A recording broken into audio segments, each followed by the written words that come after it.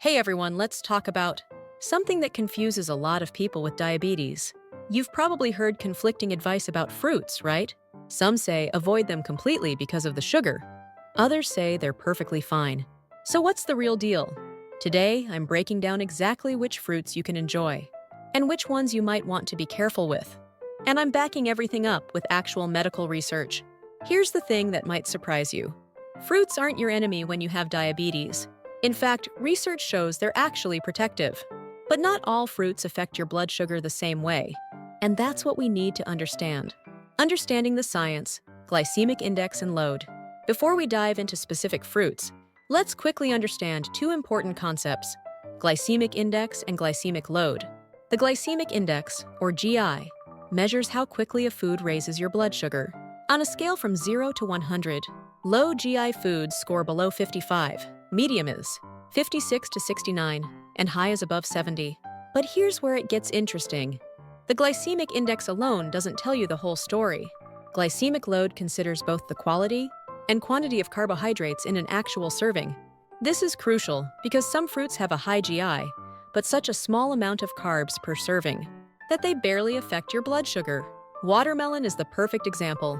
It has a glycemic index around 76 to 80, which sounds scary high, right? But a typical serving only contains about 11 grams of carbohydrates because it's over 90% water. So its glycemic load is just 5, which is actually very low. This is why understanding both numbers matters. The best fruits for diabetes. Let's start with the good news. There are plenty of delicious fruits. You can enjoy that, have minimal impact on your blood sugar. Berries are absolutely your best friends here. Cherries have the lowest glycemic index of all fruits at just 20. A study looked at women who drank tart cherry juice for 6 weeks, and their hemoglobin A1C levels, which measure long-term blood sugar control, actually decreased. That's pretty impressive for just drinking some cherry juice. Blackberries and strawberries are also superstars. 1 cup of blackberries gives you nearly 8 grams of fiber, but only 7 grams of sugar. That fiber is key because it slows down how quickly the sugar enters your bloodstream. Here's something really interesting from the research.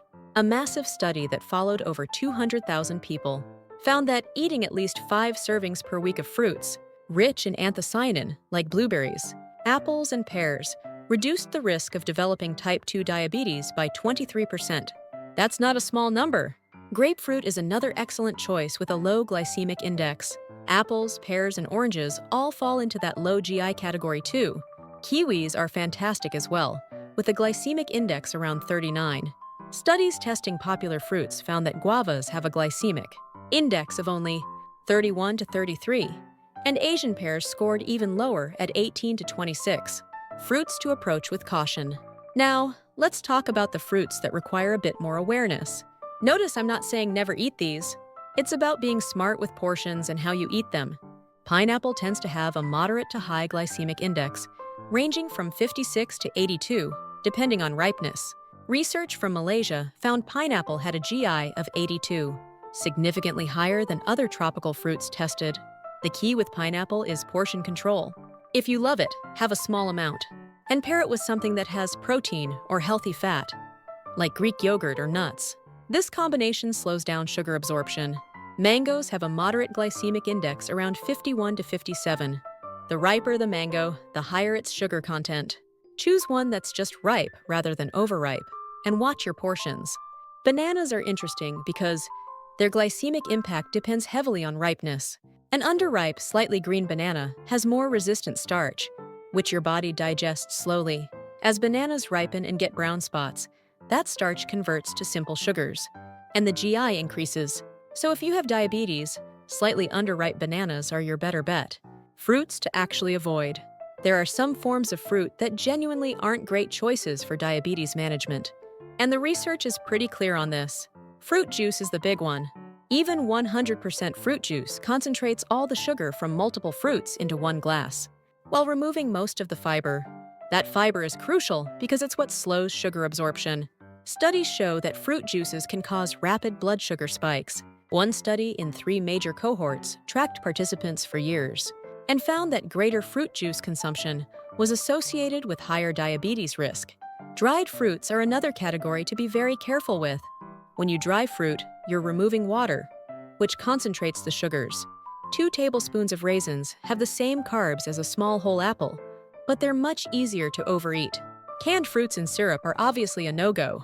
Even light syrup often contains added sugars that spike blood sugar, much more than fresh fruit would. If canned is your only option, look for fruit canned in water with no added sugars. The meal sequence strategy. Here's a really interesting finding from recent research. A study in Indonesia with type 2 diabetes. Patients looked at whether it mattered if you ate fruit before or after your main meal. They tested low, moderate, and high GI fruits eaten at different times. What they found was fascinating. Low glycemic index fruits were beneficial regardless of when you ate them. But moderate and high GI fruits showed better effects on blood sugar control when consumed after the main meal, rather than before or on an empty stomach. So if you're going to have that slice of pineapple or mango, having it as dessert, after a balanced meal with protein, healthy fats, and fiber might be smarter than eating it as a snack on its own. The protein and fat pairing strategy. A study in the Iranian Journal of Public Health had participants eat cherry jam, both with and without a boiled egg. Blood glucose levels were significantly higher when people ate the jam alone, compared to when they paired it with the egg protein. This works because protein and fat slow down digestion and glucose absorption. So practical examples. Eat apple slices with almond or peanut butter. Have berries mixed into Greek yogurt.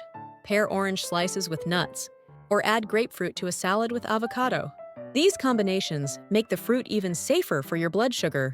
The long-term benefits. Let's zoom out and look at the bigger picture. A major study analyzing data from 3 large cohorts found that when people substituted whole fruits for fruit juice, they significantly reduced their risk of developing type 2 diabetes. Specific fruits like blueberries, grapes, and apples showed particularly strong protective effects. Another study involving 152 people with type 2 diabetes, followed for 6 months, found that those who increased their intake of low GI fruits showed significant reductions in hemoglobin, A1C, blood pressure, and heart disease risk. The study noted that low GI fruit intake was one of only 2 independent predictors of improved blood sugar control. That's powerful evidence that eating the right fruits actually helps manage diabetes. Practical guidelines. So let's make this actionable. If you have diabetes, focus on berries, cherries, grapefruit, apples, pears, oranges, kiwis, and guavas as your go-to choices. These consistently show low glycemic indices in loads. Enjoy watermelon, slightly underripe bananas, and moderate amounts of papaya, knowing they're safe in appropriate portions. Be more careful with pineapple, very ripe mangoes, and lychees. These aren't forbidden, but smaller portions, paired with protein or fat, are smarter. Avoid or strictly limit fruit juice, dried fruits, unless you measure portions carefully, and any canned fruits with added syrups. Always choose whole, fresh fruits over processed versions. The fiber content makes all the difference. And remember that serving sizes matter. Even low GI fruits contain carbohydrates that add up if you eat unlimited amounts. Final thoughts. Look, having diabetes doesn't mean you can't enjoy fruit. The science is clear that fruits, especially the right ones eaten smartly, are actually beneficial for managing this condition. They provide essential nutrients, antioxidants, fiber, and protective compounds that help with everything, from inflammation to heart health. The key is being informed and strategic. Know which fruits have lower glycemic impacts, watch your portions, pair fruits with protein or healthy fats, and choose whole fruits over juices. Monitor your own blood sugar to see how different fruits affect you personally, because everyone's body responds slightly differently. If you found this helpful, please like and subscribe, so I can keep bringing you science-based health information. Drop a comment letting me know what fruit you're most excited to include in your diet. Thanks for watching, and here's to your health.